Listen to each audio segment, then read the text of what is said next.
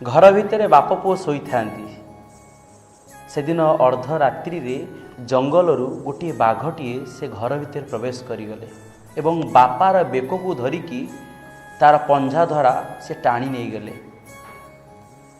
पुओ हठात निद भांगीगला आउ देखे तो चतुर्पार्श्व बापा नहीं। बापा बापा बोली कही चित्कार करी बाहर को आसिला। जिते बाहर को आसे देखे बापा को बाघटी धरिकी नहीं जाऊँगी। पुओ गोटे बड़ बाड़ीटी धरिकी से बाघ आड़ दौड़ी गला आ बाघटी शक्तिशाली बाघटी बापा को छाड़ी देकी पुओ को धरीदेला।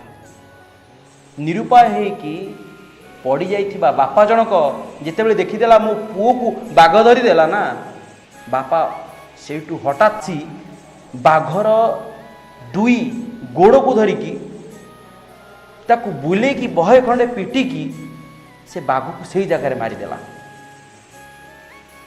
सत कथा आपण मानू कहबी जे जितेबले बाघ बापा को धरिथिला बापा जनक निरुपाय है कि बाघर खाद्य हो जाइथिले कि जितेबले पुओ को धरिला बाप देखिला ना सेतेबले बापा निरुपाय हैला नहीं। बापा भितरे शक्ति सामर्थ्य आसिला कारण बापा जानिथिला ये होची मो पुओ मो आखि आगे मो पुओ मरी जीवो। शक्ति चतुर्गुणित हो गला।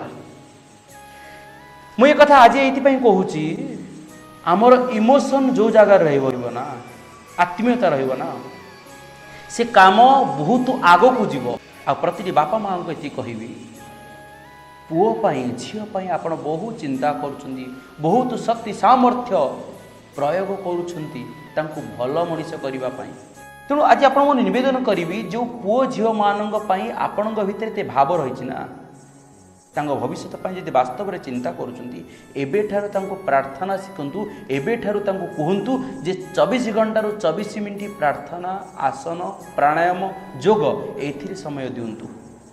और से वर्तमान सबूर व्यवस्था हो जाइए योग करने अनंत साधना करने ए सेवक मध्य समय दौची से माने प्रतिदिन ब्राह्म मुहूर्त आसन करंतु प्राणायाम करंतु जीवन को आगु को नुंतु हृदय भीतर सुदृढ़ होंतु तेबे जाइए बापा माँकर जीवन आहुरी आनंदमय हो परिवार हसी उठिबो। रहुची राधे राधे।